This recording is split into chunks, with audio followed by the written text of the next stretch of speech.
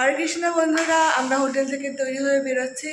এখন যাচ্ছি জগন্নাথ দেবের মন্দির দর্শনের উদ্দেশ্যে। এখনো কিন্তু ভোরের আলো ফোটেনি, 4:30 বাজে। ওই দেখুন বাইরের অন্ধকারই আছে, কিন্তু এখন মনে হচ্ছে জগন্নাথের একটু কাছ থেকে দেখতে পারবো। কালকে এত ভিড় ছিল, ভালো করে দর্শন হয়নি। রাধে রাধে ভক্তবন্ধুরা, জয় জগন্নাথ। আমাদের নতুন একটি ভিডিওতে সকলকে স্বাগত। আমরা টোটো ভাড়া করে চলে এসেছি পুরীর জগন্নাথ মন্দিরে। আর আমার মায়ের শরীরটা ভীষণ খারাপ ছিল, আমরা মাকে নিয়ে আসতে চাচ্ছিলাম না, কিন্তু মা তো আসবেই। মা জোর করে কিন্তু চলে এসেছে। আর এই দেখো, এসেই দেখি লোকের এত ভিড়, মনে হচ্ছে সারা রাত রথের সামনে কিন্তু ভক্তবৃন্দরা ছিল, যেটা আমি আগে কখনো কল্পনাই করতে পারিনি। এত ভিড় হবে আমি ভাবিনি, কারণ আমরা তো 4টার সময় এসেছিলাম। এসে দেখি মানুষ মনে হয় 3টা 2টা এ সময় চলে এসেছে। আর ভিড়টা একটু হালকা ভিড়ই ছিল। এই যে আমার 2 মা, মায়েদের একটু ক্যামেরাবন্দি করে নিলাম। আর জগন্নাথ দেবের ভীষণ সুন্দর দর্শন হয়েছে, সেটাও তোমাদের আমি একটু কাছ থেকে দেখানোর চেষ্টা করব। এই দেখো, জগন্নাথ দেব পিছনে লাল হলুদ রথে চড়ে কিন্তু বসে আছে। নতুন কাপড় পরিয়েছে, শুধু চোখ দুটো দেখা যাচ্ছে আর বড় একটা নাক দেখা যাচ্ছিল। খুব সুন্দর দর্শন হয়েছে একদম কাছ থেকে।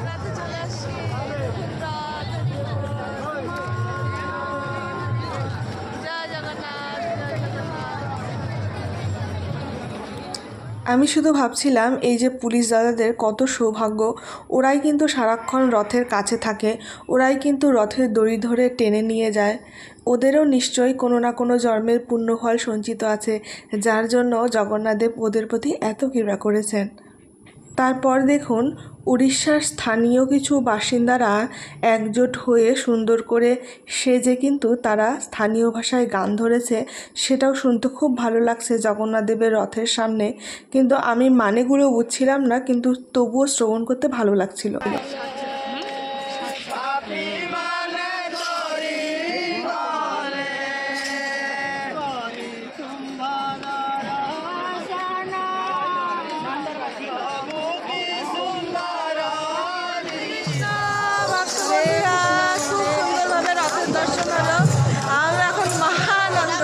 রথের দড়ি স্পর্শ করতে পেরেছি, রথ দর্শন করতে পেরেছি।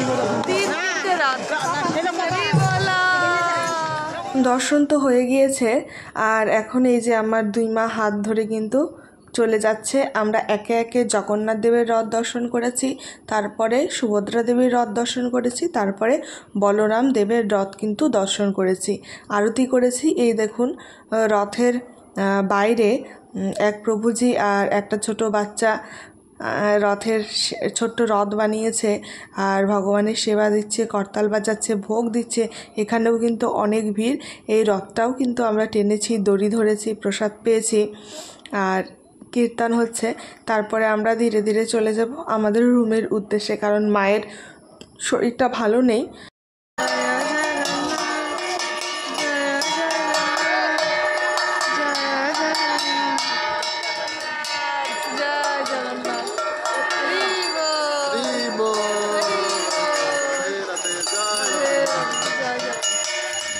জগন্নাথ দেবের অশেষ কৃপায় এবং করুণায় আমাদের দুজনের একসঙ্গে এ নিয়ে দ্বিতীয়বার পুরীধাম দর্শন। ভগবানকে অসংখ্য অসংখ্য অসংখ্য ভালোবাসা আমাদের এতটা কৃপা করার জন্য। একদিন প্রভুর কাছে বায়না ধরেছিলাম যে পুরীর রথে যাব, রথে যাব। তো ও কিছু চাপের জন্য আর কথা দিতে পারছিল না, কিন্তু তারপর অন্য কোনো কারণে আমি ওকে বলছিলাম মনে হয় না রথে যাওয়া হবে। তারপর ওই রথের জন্য আগ্রহ করে টিকিট কেটে সব কিছু ব্যবস্থা করে সকলকে নিয়ে গিয়েছে ভগবানের কৃপায়। খুবই ভালো হয়েছে, অনেক আনন্দ হয়েছে। জগন্নাথ দেবের দর্শন পেয়েছি, রথে উপদিষ্ট জগন্নাথ দেবের প্রথম দর্শন। ভগবানের কৃপা ছাড়া এটা হয়তো সম্ভব ছিল না। আর আমার মা যেহেতু প্রথমবার পুরীধামে গিয়েছে, মায়ের মন্দিরটা দর্শন হয়নি, তাই মাকে নিয়ে এখন আমরা জগন্নাথ দেবের মন্দিরের ভেতরে দর্শনে যাব। প্রভু ভেতরে নেই, তবুও কিন্তু মন্দিরটা খুলে দিয়েছে, যেহেতু অনেক অনেক ভক্তবৃন্দরা অনেক দূর থেকে আসে, তাদেরও তো মন্দির ভেতরে দেখার ইচ্ছা থাকে। তারপর দেখো, আমরা একটু চন্দন কিনে নিয়েছি। আর মন্দিরের ভেতরে তো ফোন নিয়ে ঢোকা যায় না, তাই সেটার আর ভিডিও করতে পারিনি। তারপরে আমরা সমুদ্রে চলে এসেছি। মা দেখো ভীষণ ভয় পাচ্ছে, প্রভু ধরে আছে।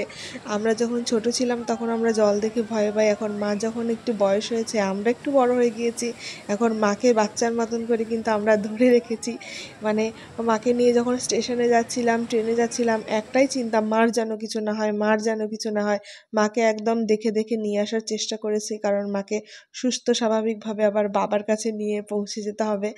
আর দুদিনের সাফার ছিল আমাদের, সেটা সম্পূর্ণ হয়ে গিয়েছে। যেদিন রথ ছিল সোমবার, রবিবার সোমবার দুদিন ছিল, তো সেটা দর্শন করে আমরা চলে এসেছি স্টেশনে। আমরা আবার আমাদের ঘরে ফিরে যাব। খুবই স্বল্প সময়ের জন্য গিয়েছিলাম রথের উদ্দেশ্যেই। তো শনিবার রাত, রবিবার দিন রাত এবং সোমবার দিন সন্ধে পর্যন্ত পুরীধামে ছিলাম ভগবানের কৃপায়। তারপরে আমাদের ট্রেন ছিল 8টায়। ট্রেনে এর জন্য আমরা এই স্টেশনে চলে এসেছি, আর স্টেশনে অ্যানাউন্সমেন্ট হচ্ছিল, তাই আমার ভয়েসটা মিউট করে দিয়েছি। এ দেখো আমাদের গরিব রথ, যেটা সম্পূর্ণই এসি। স্বল্প টাকায় সকল ভক্তবৃন্দদের জন্য কিন্তু এই গরিব রথের ব্যবস্থা, যাতে সকলে এসিতে যেতে পারে। আর এসিটাই আমার কাল হয়েছিল, যেহেতু চারিদিক বন্ধ, আমার ভীষণ শ্বাসকষ্ট হচ্ছিল, বমি হয়ে গিয়েছিল। আর এই দেখো চলে এসেছি কলকাতায়। আর এই যে ছোট্ট গোপাল সোনা, গোপাল সোনার দর্শন পেয়েছি ভগবানের অশেষ কৃপায়। আর সেই মাতাজিরও শরীরটা ভালো লাগছিল না জন্য আমাকে বলেছিল তুমি একটু সেবা দিয়ে দিবে। তারপর আমি সেবাও দিয়ে দিয়েছিলাম। আর এখন ট্রেনে চলে এসেছি, আর ট্রেনে চড়ে বাড়িতেও পৌঁছে গিয়েছি। বাড়ি এসে দেখি বুনু আমাদের জন্য অপেক্ষা করছিল। আমাদের বাড়ির পাশে একটা আশ্রম আছে, সেখানে রথ উপলক্ষে 7 দিন অনুষ্ঠান হচ্ছে, সেখানে প্রসাদ পাওয়ার আমাদের নেমন্তন্ন ছিল। তো আমি, বুনু আর মা সবাই মিলে এখন চলে এসেছি আশ্রমে। এ দেখো আশ্রমে কত গোপাল সোনা, রাধা মাধব বিগ্রহ প্রতিষ্ঠিত আছে। তো এখানে এসে প্রসাদ পেয়েছি আনন্দ সহকারে। আর যদি এই ভিডিওটা ভালো লাগে তাহলে একটা লাইক কমেন্ট করে দেবেন। যারা ফেসবুকে থেকে দেখছেন তারা ফলো করে দেবেন, আর যারা ইউটিউব থেকে দেখছেন তারা সাবস্ক্রাইব করে দেবেন। সকলে ভালো থাকবেন, সুস্থ থাকবেন। রাধে রাধে, হরি বল।